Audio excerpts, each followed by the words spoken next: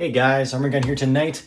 Part 3 on the BRS-99. Tonight we're going to do the field strip disassembly process. If you guys want to see me shoot this, that was part 1. Part 2 is the general overview and discussion on this gun, went through all the features and specs. So again, here we're just going to take it apart, talk about how similar it is to a traditional Uzi. In the disassembly process, I'll cover how to do the barrel swap, and we'll show the top cover swap as well. The modern top cover having a 1913 rail interface. First things first, let's drop that magazine. Again, this is chambered in 9mm. We'll prove clear, and then we'll get to taking this thing apart. So, all right, first things first, we'll take the barrel out because just to demonstrate that it can be done independently of the rest of the gun being field stripped. We'll draw that bolt to the rear, push up on the bolt catch, just again to retain that back. Though now that I'm thinking about it, this is a straight blowback system, so you don't even need to have the bolt to the rear to take out the barrel. So the barrel right here, there's a little ratcheting system. You just press down this pin, or this little push button right here, and then spin the barrel cap,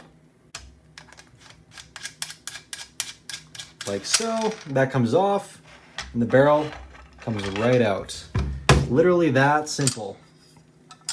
Set this aside. And the rest of the gun here, so the top cover has these two little ears right back here. We'll just go ahead and push those forward, and that's going to release the top cover. Top cover is just going to come up a little bit and then come out. There's a small little indentation underneath the front sight base that a kind of little notch and groove there for this to hook in. Otherwise, this is just a basic top cover, comes right off. And there you guys, that's your internals. Super simple, again, very similar to an Uzi. These two recoil guide rods and springs. This just comes right back. And really quickly to demonstrate, I did talk about this having a telescopic bolt insofar as the bolt covers a part of the barrel. So just to show that, here we can see the bolt itself is kind of skeletonized out. It actually rides over top of the end of the barrel. And the idea behind that is you get to have a smaller overall sized gun because your barrel isn't meeting up to your bolt. Instead, your bolt is actually going over top of it, and the connection point is somewhere, in there. That's pretty cool. And again, it allows you to get away with the smaller gun overall. The bonus gun tonight also does something a little bit similar. So then to take this out, it's the same apparatus as getting the top cover out. You just push this system forward and then up. That hinges out of the way. And that's your two guide rods and your two recoil spring system all in one. Your bolt then is going to come back to the rear, lift right out, and that's your bolt. So you can see the bolt head is way back in there. It's recessed. Again, it's actually a very clever design, and that's your system. All right, quick look at the internals here.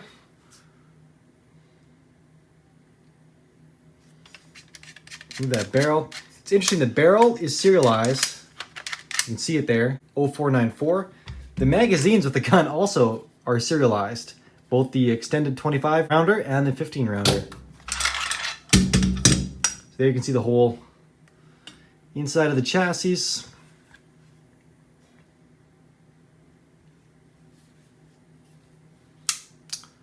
Pretty cool, pretty cool. Again, too bad this gun didn't see wider success, but it is honestly a very nice gun to shoot. We're very interested to shoot this in full auto. Again, the rate is somewhere around 640 rounds per minute, which is just a beautiful rate for a submachine gun. All right, guys, we'll throw it back together really quickly, then get our bonus gun out, and that'll be that. So we'll put our bolt back in, slide that ahead, get our recoil spring assembly in there, push that in, get these dog ears a little back in their little groove right there.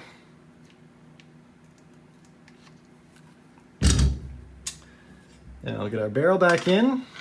You just line up these indexing points right there with the same cutouts on the end of the gun. There we go. Thread that down. And again, it'll ratchet closed. Or you can just obviously push this down to make it a little easier. Spin it tight, let it go.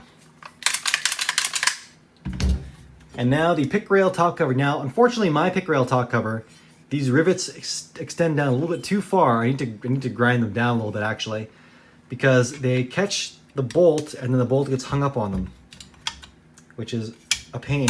And the top cover is probably the trickiest part to do this whole thing. You kind of need 3 hands, but it is possible once you get it.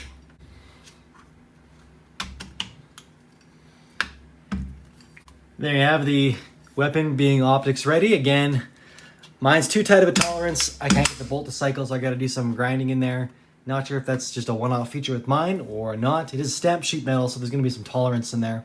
But nonetheless, I'll play with that some more and eventually get it to run, because I do want to revisit the shooting video with a short barrel and a red dot sight on this thing.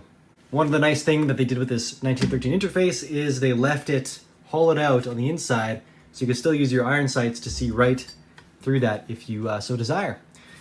Anyways, guys, that does it for the BRS-99. Over here, we have the bonus gun, which is the Klob, otherwise known as the VZ61. In this case, it's an M84 Zastava made Scorpion. Pretty cool with the little flip brace there. We'll do a Gun of the Week review on this thing pretty soon as well. It's a good time. And this has those little dog ear charging handles, and it features somewhat of a telescopic bolt as well. Pretty neat. So again, we'll get into this gun in another time. It's a very fun gun to shoot, and one neat effect of shooting it is when you shoot it, the rounds eject straight up, and it sends the rounds spinning or tumbling. And a little 25 ACP or 7.62 Browning, or 7.65 Browning rather, they spin at such a rate that it sounds like a buzzing bee, and they come kind of landing back down right in your head when you shoot, and it does sound like little bees coming flying, buzzing around you. It's pretty cool. Again, we'll visit this on a future date, and until then, I will see you guys next time. Thanks a ton. Arm&Gun out.